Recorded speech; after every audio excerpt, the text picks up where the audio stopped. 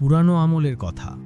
আরবের একটি ছোট্ট গ্রাম নুরাবাদে এক গরিব কিন্তু নেকদিল বা সৎ হৃদয়ের রাখাল বাস করত, যার নাম ছিল সাবিল। সাবির তার বৃদ্ধ মা খাদিজা বিবির একমাত্র সাহারা ছিল। সে খুব সকালে তার ছাগল আর উট নিয়ে মরুভূমির দিকে বেরিয়ে পড়ত, সারাদিন পশু চড়াত এবং সন্ধ্যায় ফিরে এসে দুধ বিক্রি করত। তা থেকে যা সামান্য টাকা পাওয়া যেত তাতেই তাদের সংসার চলত। সাবিরের মা খুব বৃদ্ধ এবং দুর্বল হয়ে পড়েছিলেন, কিন্তু তার মনে ছেলের জন্য সবসময় একটি অদ্ভুত দোয়া থাকত। তিনি প্রায়ই তার কাঁপানো ঠোঁটে বলতেন, হে আল্লাহ, তুমি আমার ছেলেকে কোনো নেক এবং লাজুক রাজকন্যার সাথে বিয়ের নেয়ামত দান করো, যে তার ঈমান এবং নেক দিলের কদর করবে। সাবির হেসে বলতো, মা, আমি এক গরিব রাখাল আর সে রাজকন্যা, এটা কিভাবে সম্ভব? খাদিজা বিবি মুচকি হেসে বলতেন, বাবা, আল্লাহর কুদরতের সামনে কিছুই অসম্ভব নয়। ভাগ্যের খেলা কেউ জানে না। আল্লাহ চাইলে তোমাকেও তাজ পড়াতে পারেন। সাবির মায়ের কথা শুনে চুপ হয়ে যেত, কিন্তু তার মনের কোণে কোথাও এই বিশ্বাস গেঁথে গিয়েছিল যে আল্লাহর রহমতে সবকিছুই সম্ভব। সে তার ঈমানে অটল ছিল এবং মানুষের সাথে সবসময় ভালো ব্যবহার করত। গ্রামে তার সরলতা এবং সততা সবাই জানত, কিন্তু তার দারিদ্র্য দেখে কেউ তার সাথে আত্মীয়তা করতে চাইত না। এতে তার কোনো অভিযোগ ছিল না। একদিন সাবির তার উটগুলোর সাথে মরুভূমির এক কিনারায় ছিল। আকাশে হালকা মেঘ ছিল, বাতাসে মরুভূমির শীতলতা। হঠাৎ সে দূরে দুটি অদ্ভুত পাখি দেখল, যাদের শরীর বাজের মতো মজবুত এবং ডানা সোনালি আলোয় চকচক করছিল। সাবির অবাক হয়ে ভাবল, এরা কেমন প্রাণী? কিন্তু তার চেয়েও বেশি অবাক হলো যখন সে তাদের কথা বুঝতে পারল। প্রথম পাখিটি বলল, ভাই, মনে হচ্ছে আমরা জুররাবাদ এলাকায় এসে গেছি। এখানকার গরম আমাদের প্রাণ কেড়ে নেবে। দ্বিতীয়টি বলল, হ্যাঁ, কিন্তু আমাদের পরের গন্তব্য গুলিস্তান। সেখানকার বাদশা খুব দয়ালু, মানুষ আর পশু সবাই তার ছায়ায় শান্তিতে থাকে। প্রথম পাখি, গুলিস্তান ঠিক আছে, কিন্তু আমি চীনের উপত্যকা দেখতে চাই। দ্বিতীয়, সেটাও ঠিক, কিন্তু এখন চীনে খুব গরম। আগে গুলিস্তান চলি, পরে আবহাওয়া ঠিক হলে চীনের সফর করব। এতটুকু বলে তারা চুপ হয়ে গেল। সাবিরের মনে হলো, যদি আমি এই পাখিদের সাথে চলে যাই তবে হয়তো ভালো কোনো কাজ পাব এবং মায়ের জন্য আরামের ব্যবস্থা করতে পারব। সে একটি উটের পিছনে লুকিয়ে তাদের উড়ার অপেক্ষা করতে লাগল। সূর্য ডুবতেই পাখিরা ডানা মেলল এবং আকাশের দিকে উড়াল দিল। সাদির বিসমিল্লাহ বলে এক উঁচি লাফ দিল এবং প্রথম পাখির পিঠে চড়ে বসল। মানুষের ওজন টের পেয়ে পাখিরা প্রথমে ঘাবড়ে গেল, কিন্তু তারপর দ্রুত উঠতে লাগল। মরুভূমি, পাহাড়, নদী সব নিচে পড়ে রইল। রাতের অন্ধকার নেমে এলো, ঠান্ডা বাতাস বইছিল। অবশেষে ঘন্টার পর ঘন্টা সফরের পর পাখিরা এক ঘন জঙ্গলে নামল। সাবির চুপচাপ তাদের পিঠ থেকে নেমে দৌড়ে পালালো, যাতে তাদের কোনো ক্ষতি না হয়। শীতল বাতাসে কাঁপতে কাঁপতে সে এক আলোকিত শহরে পৌঁছালো। চারদিকে সাজসজ্জা, ফুল আর আলো। মানুষ খুশিতে হালুয়া, খেজুর আর নানা রকম খাবার বিলি করছিল। সাবির এক বৃদ্ধকে জিজ্ঞেস করল, হুজুর, এখানে এত রৌনক কিসের জন্য? বৃদ্ধ উত্তর দিলেন, আরে ভাই, আজ আমাদের বাদশার মেয়ে শেহজাদি জুমানার বিয়ে। পুরো রাজ্যে উৎসব চলছে। সাবির ক্ষুধার্ত ছিল। সে মানুষের সাথে বসে খেজুর আর দুধ খেল, আল্লাহ শুকরিয়া আদায় করল এবং এক কোণে আগুনের পাশে বসে উষ্ণতা নিতে লাগল। তখনই এক ব্যক্তি, যার দাড়ি সুন্দর করে ছাঁটা এবং চোখে ধূর্ততা ছিল, তার কাছে এলো এবং ফিসফিস করে বলল, ভাই, তোমাকে তো মজদুর মনে হচ্ছে। হ্যাঁ, কাজের সন্ধানে আছি। লোকটি কাছে এসে কানে কানে বলল, যদি তুমি একটা কাজ করে দাও তবে আমি তোমাকে 2000 আশরাফি দেব। সাবির চমকে উঠল, এত বড় অঙ্ক? লোকটি হাসল, ব্যাস, একটু অভিনয় করতে হবে। আসলে আমি বাদশার হবু জামাইয়ের উজির। কিন্তু শেহজাদা, আল্লাহ মাফ করুন, খুব কুৎসিত। যদি শেহজাদি তাকে দেখে ফেলে তবে বিয়ে ভেঙে যাবে এবং বাদশার ইজ্জত মাটিতে মিশে যাবে। সাবির, তুমি আমার কাছে কি চাও? উজির, আজ রাতে তুমি শুধু শেহজাদা সেজে কনের কাছে যাবে, কোনো কথা বলবে না, আর সকাল হতেই গায়েব হয়ে যাবে।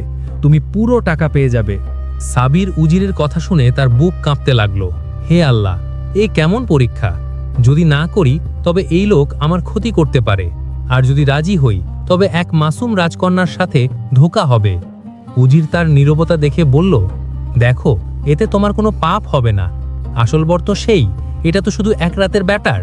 তুমি চুপচাপ বসে থাকবে আর সকালে চলে যাবে। সাবির ভাবল, 2000 আশরাফি দিয়ে আমি মায়ের জন্য ঘর বানাতে পারবো, উট কিনতে পারবো। কিন্তু মনের ভেতর থেকে আওয়াজ এলো, সাবির, এই কাজ কি আল্লাহ পছন্দ করবেন? ধোঁকা দিয়ে বিয়ের রাতে কারো কাছে যাওয়া কি জায়েজ?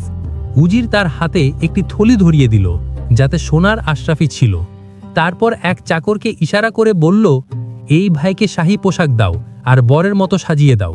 কিছুক্ষণের মধ্যে সাবিরের গায়ে আতর ছিটানো হলো, শাহী পাগড়ি পরানো হলো এবং চকচকে লম্বা কুর্তা তার গায়ে উঠল। আয়নায় নিজেকে দেখে চিনতে কষ্ট হচ্ছিল যে এই সেই মরুভূমির রাখাল।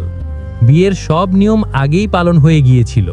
এবার শাহী মহলের সোনালী দরজার পেছনে সেই বিশেষ কামরা, যেখানে কোণে অপেক্ষা করছিল। উজির শেষবারের মতো কানে কানে বলল, মনে রাখবে, একটা শব্দও বলবে না, সকাল হতেই বেরিয়ে যাবে। সাবির ঠিক আছে বলে কামরার দরজা খুলল। ভেতরের সাজসজ্জা দেখে তার চোখ ধাঁধিয়ে গেল। দেয়ালে মখমলের পর্দা, সুগন্ধি বাতাস, আর মাঝখানে বসেছিলেন শেহজাদি জুমানা সাদা পোশাকে, চেহারা নুরানি আর চোখে লজ্জা। জুমানা তাকে দেখে মুচকি হেসে বললেন, আলহামদুলিল্লাহ, আমি এত সুন্দর স্বামী পেলাম। কিন্তু তারপর তার চোখে প্রশ্ন জাগল, কিন্তু আপনি চুপ কেন? আমার কথা কি শুনছেন না? সাবির ভাবল, কথা বললে সন্দেহ হবে। সে আল্লাহর নাম নিয়ে বলল, শেহজাদি সাহিবা, আমি আল্লাহর কাছে মানত করেছি যে বিয়ের 3 দিন পর্যন্ত কারো সাথে কথা বলবো না। এই কারণেই আমি চুপ। শেহজাদি বিশ্বাস করলেন এবং মাথা নেড়ে বললেন, যদি এটা আপনার নিয়ত হয় তবে আমি অপেক্ষা করব। রাত বাড়তে লাগলো, কিন্তু সাবিরের মনে ঝড়।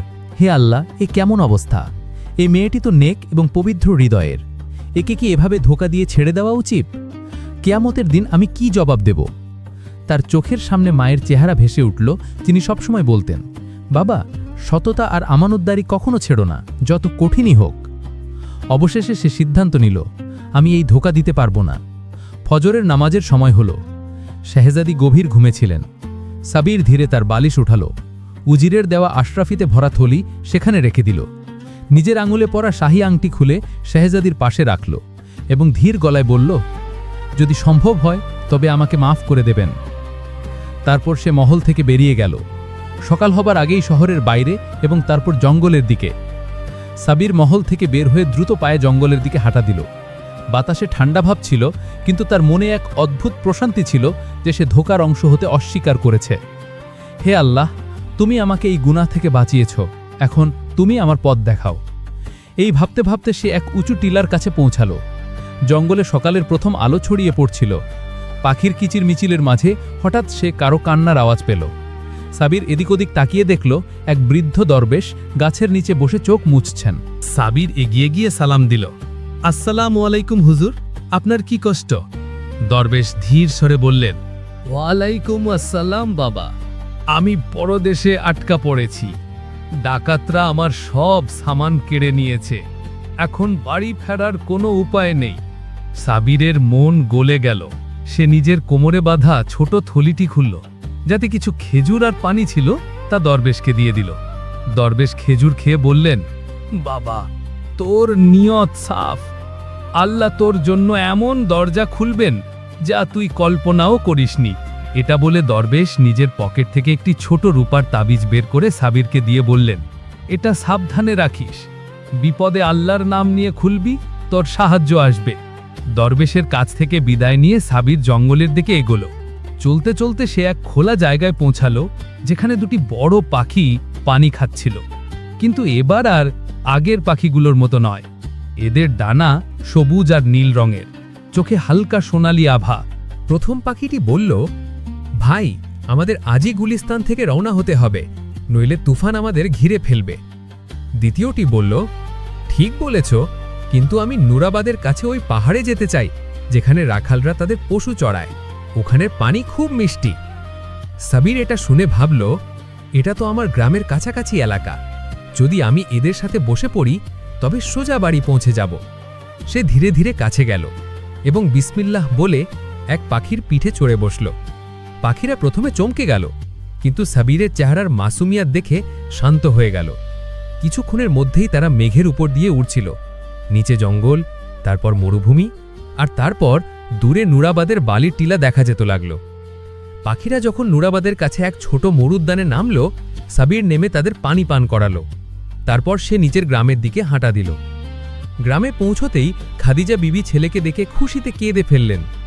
বাবা, তুই ঠিকঠাক ফিরে এসেছিস, আমি তো ভেবেছিলাম তুই হারিয়ে গেছিস। সাবির মাকে জড়িয়ে ধরল এবং মনে মনে আল্লাহর শুকরিয়া আদায় করল যে সে তার ইজ্জত আর ঈমান বাঁচাতে পেরেছে। এদিকে গুলিস্তানের মহল আর আগের মতো রৌনকপূর্ণ ছিল না। বিয়ের পরের দিন যখন উজির আসলো, শাহজাদাকে শাহজাদির কাছে নিয়ে গেল, জুমানা তার চেহারা দেখে চমকে উঠল। এ তো সেই ব্যক্তি নয় যে কাল রাতে আমার কাছে ছিল। তার গলায় বিস্ময় আর রাগ দুটোই ছিল। বাচ্চাও অবাক হলেন। জুমানা, তুমি কি নিশ্চিত? শাহজাদি বললেন, জি বাবা, যে ব্যক্তি কাল রাতে এসেছিল তার চেহারায় নূর আর চোখে লাজুকতা ছিল। এই ব্যক্তি তেমন নয়। বাদশাহ কঠোরভাবে উজিরকে জিজ্ঞেস করলেন, কিন্তু সে টালবাহানা করতে লাগল। কিন্তু শীঘ্রই মহলের এক পুরনো চাকর সাহস করে সত্যিটা বলে দিল যে আসল শাহজাদা কুৎসিত, আর উজির কোনো এক অচেনা ব্যক্তিকে নকল বর সাজিয়ে পাঠিয়েছিল যাতে বিয়েটা ভেঙে না যায়। এটা শুনে বাদশাহর চেহারা লাল হয়ে গেল। তিনি হুকুম দিলেন, শাহজাদাকে তার দেশে ফেরত পাঠাও আর উজিরকে জেলে ভরো। কিন্তু শাহজাদি জুমানার মনে অন্য কথা চলছিল। যদি সে নকল বর হতো, তবে সে আমাকে ধোকা দিয়ে ফায়দা নিল না কেন? সে তো রাতে চুপচাপ চলে গেছে এবং নিজের ইনামও রেখে গেছে। তিনি মহলের আঙিনায় গিয়ে ঘোষণা করলেন, শোনো হে গুলিস্তানের মানুষেরা, যে ব্যক্তি আমার কাছে বিয়ের রাতে ছিল, যদি কেউ তাকে খুঁজে আনে তবে আমি তাকে 1 লাখ আশরাফি পুরস্কার দেব। এই খবর পুরো শহর আর আশেপাশের এলাকায় ছড়িয়ে পড়ল। বণিক, সিপাহী, মুসাফির সবাই তার খোঁজে বের হলো। 2 সিপাহী নুরাবাদের দিকেও রওনা হলো, কারণ তারা এক পুরনো উট চালকের কাছে শুনেছিল যে এক অচেনা ব্যক্তি কিছুদিন আগে মরুভূমি পার হয়েছিল। তাদের কাছে সাবিরের নাম ছিল না, শুধু জানা ছিল তার কাছে শাহী আংটি আছে। ওদিকে নুরাবাদে সাবির তার উটগুলোর সাথে মরুভূমিতে ছিল। যখন সে দূর থেকে 2 অশ্বারোহীকে আসতে দেখল, তারা কাছে এসে বলল, আসসালামু আলাইকুম ভাই, আমরা গুলিস্তান থেকে এসেছি এক নেক আর বাহাদুর ব্যক্তির খোঁজে। সাবির প্রথমে চুপ থাকতে চাইল, কিন্তু মনে হলো যদি এরা সত্যিই শাহজাদির পক্ষ থেকে এসে থাকে তবে কেন সত্যটা বলবো না। সে তার মাকে ডাকল এবং সিপাহীদের সামনে পুরো ঘটনা খুলে বলল। তারপর পকেট থেকে সেই শাহী আংটি বের করে বলল, এই সেই নিশান যা শাহজাদি আমাকে দিয়েছিলেন। সিপাহীরা একে অপরের দিকে তাকিয়ে হাসল। আলহামদুলিল্লাহ, আমরা সেই ব্যক্তিকেই পেয়ে গেছি যার খোঁজ ছিল। তারা সাবির ও তার মাকে সসম্মানে তাদের উটে বসালো এবং গুলিস্তানের দিকে রওনা হলো। সাবির আর তার মা সিপাহীদের সাথে গুলিস্তানের পথে চলল। মরুভূমিতে 2 দিনের পথ। দ্বিতীয় দিন সন্ধ্যায় যখন তারা এক শুষ্ক মরুদ্যানের কাছে পৌঁছালো, হঠাৎ 4 জন মুখোশধারী অশ্বারোহী তাদের ঘিরে ফেলল। একজন তলোয়ার উঁচিয়ে বলল, সব মালপত্র আর উট রেখে দাও, নইলে জান হারাবে। সিপাহীরা তলোয়ার বের করতে যাচ্ছিল, কিন্তু সাবির সামনে এসে বলল, থামো, রক্তপাত করে লাভ নেই। আমরা মুসাফির, মহল যাচ্ছি, আমাদের যেতে দাও। আল্লাহ তোমাদেরও উত্তম রিজিক দেবেন। সাবিরের বুক কেঁপে উঠল। সে দ্রুত মাকে বলল, মা, ওই দরবেশের দেয়া তাবিজটা বের করো। সে তাবিজটা হাতে নিয়ে বিসমিল্লাহ বলে খুলল। ভেতরে ছোট্ট কাগজে কিছু দোয়া লেখা ছিল। সাবির উচ্চস্বরে পড়ল, হাসবুনাল্লাহু ওয়া নিমাল ওয়াকিল, অর্থাৎ আল্লাহ আমাদের জন্য যথেষ্ট এবং তিনি উত্তম কর্মবিধায়ক। হঠাৎ জোর বাতাস বইতে শুরু করল। বালির ঝড়ে ডাকাতদের চোখে বালি ঢুকে গেল। কিছুক্ষণের মধ্যেই তারা ভয়ে পালিয়ে গেল। সিপাহীরা অবাক হয়ে বলল, ভাই, তোর উপর তো আল্লাহর বিশেষ রহমত আছে, তুই না থাকলে আমরা হয়তো বাঁচতাম না। সাবির মুচকি হেসে বলল, এটা আমার গুণ নয়, বরং আল্লাহর সাহায্য যা তিনি ওই দরবেশের মাধ্যমে আমার কাছে পাঠিয়েছেন। তৃতীয় দিন সকালে তারা গুলিস্তানের পাহাড় পেরিয়ে সুন্দর শহরটি দেখতে পেল। উঁচু মিনার, সোনালি ছাদ আর বাগানে বয়ে চলা নহর। সিপাহীরা বলল, সাবির, এটাই গুলিস্তান। আজ সন্ধ্যায় তুমি শেহজাদি জুমানার সাথে দেখা করবে। শহরে ঢুকতেই মানুষ রেশমি পোশাকে ফুলের ঝুড়ি নিয়ে রাস্তায় দাঁড়িয়েছিল। সিপাহীরা জানালো, আজ মহলে এক বড় ঘোষণা হবে। শেহজাদি বিশেষ এক অতিথির অপেক্ষা করছেন। সাবির মৃদু হাসল, কিন্তু পরক্ষণেই চিন্তায় পড়ে গেল, আমি কি সত্যি অতিথি নাকি আসল বর অন্য কেউ? মহলের বাইরের আঙিনায় পৌঁছাতেই এক বৃদ্ধ চাকর, যার মুখ অর্ধেক ঢাকা ছিল, সাবিরের কাছে এসে কানে কানে বলল, বাবা, তোমাকে সাবধান থাকতে হবে, মহলের সবাই তোমার বন্ধু নয়। সাবির চমকে উঠল, আপনি আমায় চেনেন? বৃদ্ধ বললেন, আমি তোমার বাবার বন্ধু, আমি জানি তোমার বাবা শুধু এক রাখাল ছিলেন না। বৃদ্ধ এদিক ওদিক তাকিয়ে সাবিরের হাতে এক পুরনো কাগজ দিয়ে বললেন, এটা তোমার বাবার চিহ্ন। তিনি আসলে গুলিস্তান সেনার বাহাদুর সর্দার ছিলেন এবং এক ষড়যন্ত্রে ফেঁসে এখান থেকে দূরে পালিয়ে গিয়েছিলেন। সাবিরের মনে হাজারো প্রশ্ন জাগল। যদি আমার বাবা সর্দার ছিলেন, তবে কি মাও সত্যটা জানতেন? আর সেই জাতির ঘোষণা কি শুধু আমাকে ডাকার জন্য, নাকি এর পেছনে অন্য কোনো উদ্দেশ্য আছে? একই সময়ে মহলের ভেতর আরেক খেলা চলছিল। উজির, যাকে জেলে ভাড়া হয়েছিল, সে গোপন পথে পালিয়ে আবার মহলে ঢোকার চেষ্টা করছিল। তার উদ্দেশ্য পরিষ্কার, যদি সাবির আর শেহজাদির মিলন হয় তবে তার ক্ষমতা চিরতরে শেষ হয়ে যাবে। সাবির ও তার মা যখন বড় দরজা দিয়ে ঢুকতে যাবেন, তখন রক্ষী হাত তুলে বলল, থামো, আগে বাদশার অনুমতি নিতে হবে। তখনই ভিড় ঠেলে এক মহিলা দৌড়ে এসে চিৎকার করে বলল, এই ছেলেকে ভেতরে যেতে দিও না, এ সেই লোক যে আমার ভাইয়ের সাথে দেখা করতে গুলিস্তানে এসেছিল এবং রহস্যজনকভাবে গায়েব হয়ে গেছে। সাবির মহিলাটিকে চেনার চেষ্টা করল, কিন্তু যার মুখ ঢাকা ছিল। সিপাহীরা তাকে ধরে ফেলল, কিন্তু তার কথায় ভিড়ের মধ্যে ফিসফিসানি শুরু হলো। সাবির ভাবল, এখন সত্য লোকানোর কোনো মানে নেই, যা হওয়ার হবে। সে পকেট থেকে শাহী আমটি আর বাবার পুরনো চিহ্ন বের করে বলল, আমি কোনো ধোঁকা দিতে আসিনি, আমি সাবির, নুরাবাদের রাখাল এবং গুলিস্তানের এক পুরনো সর্দারের ছেলে। শেহজাদি রোমানা আসলো এবং সাবিরকে স্বামী হিসেবে বরণ করে নিল। ভিডিওটা ভালো লাগলে সাবস্ক্রাইব করবেন।